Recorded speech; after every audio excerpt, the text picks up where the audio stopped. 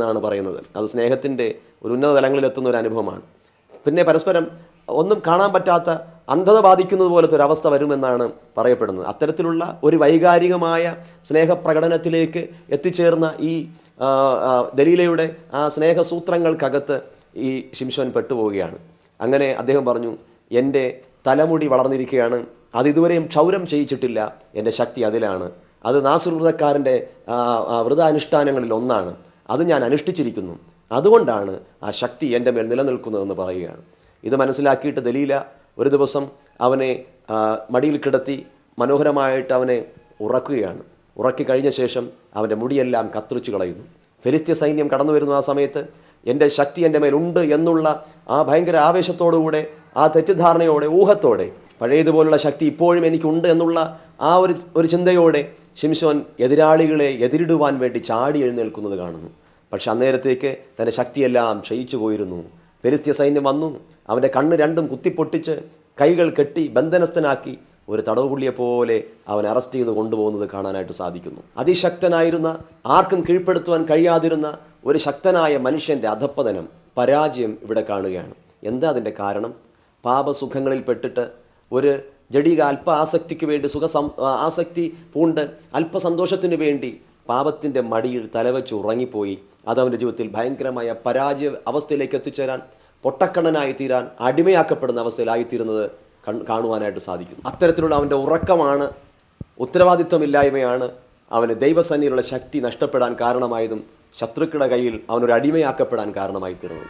ഇവിടെ കർത്താവ് പറയുമ്പോൾ പാമ്പിനെ പോലെ നിങ്ങൾ ബുദ്ധിയുള്ളവരായിരിപ്പീൻ എന്ന് പറയുമ്പോൾ, പാമ്പ് ഉറങ്ങാത്ത ജീവി എന്ന് പറയുമ്പോൾ, ദൈവം നമ്മോട് പറയുന്നത് നിങ്ങൾ സദാ ജാഗ്രതയുള്ളവരായിരിക്കണം, നിങ്ങൾ സദാ ജാഗ്രതയുള്ളവരായിരിക്കണം എന്ന് കർത്താവ് നമ്മെ കാണിക്കുകയാണ്. പത്രോസിൻ്റെ കഥ നമുക്കറിയാം. യേശു ക്രിസ്തുവിന് വേണ്ടി മരിക്കാനും തയ്യാറാണെന്നും യേശുവിനോടുകൂടെ ജയിലിൽ അടയ്ക്കപ്പെടാൻ തയ്യാറാണെന്നും ഒരിക്കൽ കർത്താവിൻ്റെ മുമ്പിൽ പറഞ്ഞവനാണ് പത്രോസ്. അപ്പോഴും കർത്താവ് പറഞ്ഞു, പത്രോസെ, നീ എന്നെ തള്ളിപ്പറയും, എന്നെ അറിയത്തില്ലെന്ന് നീ തള്ളിപ്പറയും എന്ന് കർത്താവ് പറഞ്ഞു. പക്ഷേ പത്രോസ് പറഞ്ഞു, ഇല്ലില്ല, ആരൊക്കെ തള്ളിപ്പറഞ്ഞാലും ഞാൻ നിന്നെ തള്ളിപ്പറയത്തില്ല കർത്താവേ എന്ന് പത്രോസ് പറഞ്ഞുകൊണ്ടിരുന്നു. പക്ഷേ സാഹചര്യം വന്നപ്പോഴേക്കും യേശുവിനെ അറസ്റ്റ് ചെയ്യാനായിട്ട് പടയാളികൾ കടന്നു വരുന്ന സമയത്തെല്ലാം പത്രോസ് യേശുവിനെ ഞാൻ അറിയുന്നില്ല എന്ന് തള്ളിപ്പറയുകയാണ്.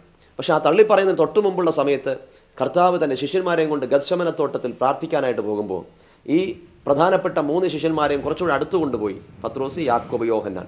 എന്നിട്ട് അവരോട് പറയണം, പത്രോസെ, പരീക്ഷയിൽ അകപ്പെടാതിരിപ്പാൻ ഉണർന്നിരുന്ന് പ്രാർത്ഥിപ്പിൻ. മത്തായിയുടെ സുവിശേഷം 26-ാം അധ്യായത്തിലും വളരെ വ്യക്തമായി അത് കാണുവാൻ സാധിക്കുന്നു.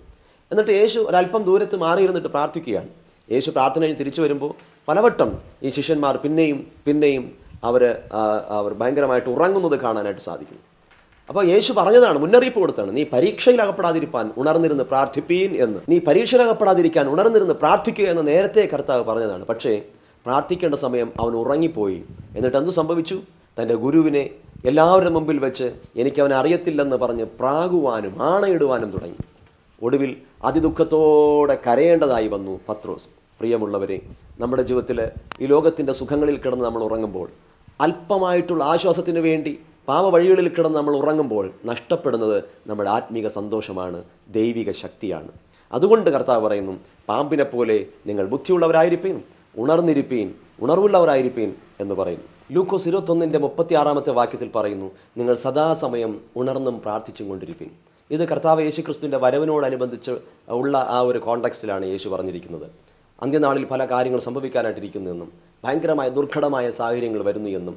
അപ്പോൾ ആ ഒരു പ്രത്യേക സമയത്തിൽ നിങ്ങൾ ദൈവത്തിൻ്റെ മുമ്പാകെ, മനുഷ്യത്വത്തിൻ്റെ മുമ്പാകെ നിൽക്കാൻ പ്രാപ്തരാകേണ്ടതിന് നിങ്ങൾ സദാകാലവും ഉണർന്നും പ്രാർത്ഥിച്ചും കൊണ്ടിരിപ്പീൻ, ഉണർന്നും പ്രാർത്ഥിച്ചും കൊണ്ടിരിപ്പീൻ. ഒരാത്മീയ ഉണർവിൻ്റെ അനുഭവത്തിൽ മുന്നേറുവാനായിട്ട് കർത്താവ് നമ്മളെ പ്രേരിപ്പിക്കുകയാണ്. 1 തെസ്സലോനിക്കർക്ക് ലേഖനം 5-ാം അധ്യായത്തിൻ്റെ 6-ാമത്തെ വാക്യത്തിലും പറയുന്നത് അതുതന്നെയാണ്, ഉണർന്നും സുബോധമുള്ളവരുമായിരിപ്പീൻ എന്ന് പറയുന്നതായിട്ട് കാണാം. ഇങ്ങനെ ഉറക്കം വരുത്തിവെച്ച വിനകൾ ധാരാളം നമുക്ക് കാണാനായിട്ട് സാധിക്കും. യോനയുടെ അനുഭവമുണ്ട്, പല അനുഭവങ്ങളിൽ നിന്ന് നമുക്കത് കാണുവാനായിട്ട് കഴിയും. ആകയാൽ നമ്മൾ ഉണർവോടിരിക്കാനായിട്ട് ദൈവം നമ്മളെ പ്രേരിപ്പിക്കുന്നു. നമ്മൾ ഉണർവോടിരിക്കാനായിട്ട് പറയുകയാണ്. ഏത് സമയത്തും പിശാചിടർച്ച വരുത്താം. ഉറങ്ങിക്കിടക്കുമ്പോൾ കള വിതയ്ക്കുന്ന ഒരു ഉദാഹരണമൊക്കെ യേശു കർത്താവ് പറഞ്ഞിട്ടുണ്ട്. കൃഷിക്കാരൻ ഉറങ്ങിക്കിടക്കുമ്പോൾ നല്ല വിത്തുകളുടെ ഇടയിൽ കൊണ്ടുവന്ന് ശത്രു കള വിതച്ചിട്ട് പോവുകയാണ്. അങ്ങനെ കളയും കൂടെ അതിൻ്റെ ഇടയിൽ വളർന്നു വരികയാണ്. ആ കള ഒരുപാട് നല്ല ഫലത്തേക്ക് ഇല്ലാതാക്കി കളയുന്നതായിട്ടുള്ള അനുഭവം. അവിടെ കൃഷിക്കാരൻ്റെ ജാഗ്രതയില്ലായ്മ, ഉണർവില്ലായ്മയാണ് കാണിക്കുന്നത്.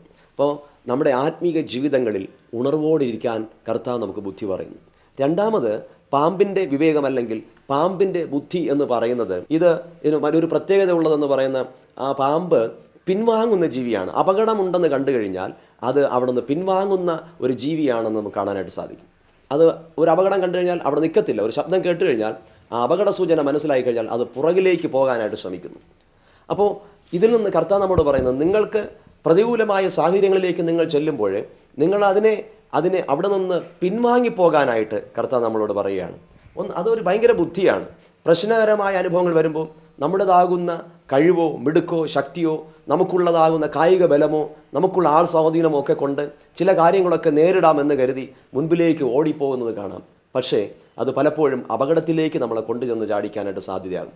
അതുകൊണ്ട് കർത്താവ് പറയുന്നത് നമ്മൾ അതിനെ ഒഴിഞ്ഞു മാറാനായിട്ടാണ്. ദാവീദിന് എതിരെ ശത്രുക്കൾ പെരുകി വന്നൊരു സമയം കാണാം.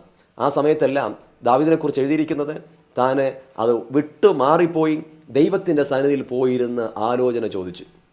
വിട്ടുമാറിപ്പോയി ദൈവസന്നിധിയിൽ പോയിരുന്ന് ആലോചന ചോദിച്ചു. അപ്പോൾ വേണമെങ്കിൽ തൻ്റെ കായിക ബലം കൊണ്ടും യുദ്ധാഭ്യാസിയായിരിക്കുന്ന ദാവീദിന് നേരെ ശത്രുക്കൾ എതിരിടാം. പക്ഷേ അവൻ അത് മാറിയിരുന്ന് ദൈവസന്നിധിയിലിരുന്നു. അപ്പോൾ ഒരു പ്രതികൂലത്തിലേക്ക് നേരെ ചെന്ന് ചാടാതെ അതിൽ നിന്ന് കർത്താവ് പറയുന്നത് പാമ്പിനെ പോലെ ബുദ്ധിയുള്ളവരായിരിക്കുമെന്ന് പറയുമ്പോൾ നിങ്ങൾ അതിനെ പിൻവാങ്ങി പോകണം, അതിൽ നിന്ന് മാറിപ്പോകണം എന്ന് പറയുകയാണ്. അതിന് മനോഹരമായിട്ടൊരു വാക്യം കൊരിന്ത്യർക്ക് ലേഖനം എഴുതുമ്പോൾ പൗലോസ് പറയുന്നുണ്ട്. 1 കൊരിന്ത്യർക്ക് ലേഖനം 6-ാം അധ്യായം 18-ാമത്തെ വാക്യത്തിൽ പൗലോസ് അപ്പോസ്തലൻ കൊരിന്ത്യർക്ക് ലേഖനം എഴുതുമ്പോൾ ഇങ്ങനെ പറയുന്നു, ആയാൽ നിങ്ങൾ ദുർനടപ്പ് വിട്ട് ഓടുവിൻ. ദുർനടപ്പെന്ന് പറയുമ്പോൾ സെക്ഷൽ ഇമ്മോറാലിറ്റിയെ കാണിക്കുന്നു. അപ്പോൾ ഒരു ദൈവ പൈതലിന് ഈ ലോകം യോഗ്യമല്ല എന്ന് എബ്രായ ലേഖനത്തിൽ പറയുന്നുണ്ട് 11-ാം അധ്യായത്തിൽ. ഭക്തന്മാർക്ക് ഈ ലോകം യോഗ്യമായിരുന്നില്ല. അപ്പോൾ യോഗ്യമല്ലാത്തതെന്ന് പറയുന്നതിൻ്റെ കാരണം അവർക്ക് യോഗ്യമല്ലാത്ത പല കാര്യങ്ങളും ഈ ലോകത്തിലുണ്ട്. അതിലൊന്നും ചെന്ന് ഒരു വ്യക്തി ഇരിക്കാൻ പാടില്ല. അതുകൊണ്ടാണ് സങ്കീർത്തനങ്ങളുടെ പുസ്തകം 1-ാം അധ്യായം 1-ാം വാക്യം തുടങ്ങുന്നത് തന്നെ ഇങ്ങനെയാണ്: ദുഷ്ടന്മാരുടെ ആലോചന പ്രകാരം നടക്കാതെയും പാപിയുടെ വഴിയിൽ നിൽക്കാതെയും പരിഹാസികളുടെ ഇരിപ്പിടത്തിൽ ഇരിക്കാതെയും ദൈവത്തിൻ്റെ ന്യായപ്രമാണം രാവും പകലും ധ്യാനിച്ചുകൊണ്ടിരിക്കുന്ന മനുഷ്യൻ ഭാഗ്യവാൻ, അതിൽ സന്തോഷിക്കുന്നവൻ ഭാഗ്യവാൻ.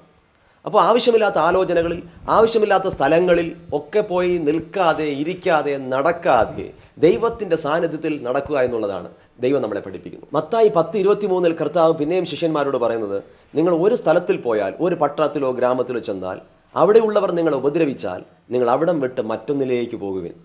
കണ്ടോ, ഒരാൾക്ക് നിങ്ങളെ ഇഷ്ടമല്ലെന്ന് തോന്നിയാൽ, അതല്ലെങ്കിൽ നിങ്ങൾ സുവിശേഷവുമായി പോകുമ്പോൾ ഒരു സ്ഥലത്ത് നിങ്ങൾക്ക് ഉപദ്രവം ഉണ്ടായാൽ അവിടെ വിട്ടിട്ട് നിങ്ങൾ മറ്റൊരു സ്ഥലത്തേക്ക് പോകും. ഇതാണ് കർത്താവ് പറഞ്ഞത്, പിൻവാങ്ങുക എന്ന് കർത്താവിൻ്റെ വചനം നമ്മളെ പഠിപ്പിക്കുന്നു.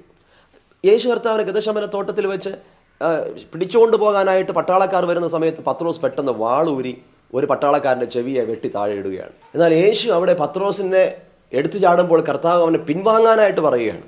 പത്രോസെ വാളുറയിലിടുക, വാളെടുക്കുന്നതിനെല്ലാം വാളാൽ മരിക്കും. കർത്താവിനെ പിൻവാങ്ങാനായിട്ട് പറയുകയാണ്. അപ്പോൾ ചില സ്ഥലങ്ങളിൽ നമ്മൾ പിൻവാങ്ങണം. അനർത്ഥങ്ങളിൽ നിന്ന്, ദുർനടപ്പിൽ നിന്ന്, ആവശ്യമില്ലാത്ത കാര്യങ്ങളിൽ നിന്ന്, പ്രതികാരം ചെയ്യേണ്ട കാര്യങ്ങളിൽ നിന്ന് ഒക്കെ നമ്മൾ പിന്മാറിപ്പോകണം. അങ്ങനെ പലതും പിൻവാങ്ങുന്നതാണ് ഒരു ബുദ്ധിയുള്ള ജീവിതമെന്ന് നമുക്ക് കാണാനായിട്ട് കഴിയും. കോഴകൾ വിട്ട്, കൈക്കൂലി വാങ്ങുന്നത് വിട്ട് പിന്മാറണം ഒരു ദൈവ പൈതൽ. ഇവിടെ പിന്നെ കർത്താവിൻ്റെ വചനം ജ്ഞാനികളിൽ ജ്ഞാനിയായ ശലോമോൻ പറയുന്നു, സദൃശവാക്യങ്ങൾ 22-ാം അധ്യായത്തിൻ്റെ 3-ാം വാക്യത്തിൽ, വിവേകമുള്ളവൻ അനർത്ഥം കണ്ട് ഒളിച്ചുകൊള്ളുന്നു, അല്പബുദ്ധികളോ നേരെ ചെന്ന് ഛേദപ്പെടുന്നു. വിവേകമുള്ളവൻ അനർത്ഥം കണ്ട് ഒളിച്ചുകൊള്ളുന്നു, അല്പബുദ്ധികളോ നേരെ ചെന്ന് ഛേദപ്പെടുന്നു. എന്തു വ്യക്തമായി ജ്ഞാനികളിൽ ജ്ഞാനിയായ ശലോമോൻ പറഞ്ഞിരിക്കുകയാണ്, വിവേകമുള്ളവൻ അനർത്ഥം കണ്ടാൽ ഒളിച്ചു മാറിപ്പോകും.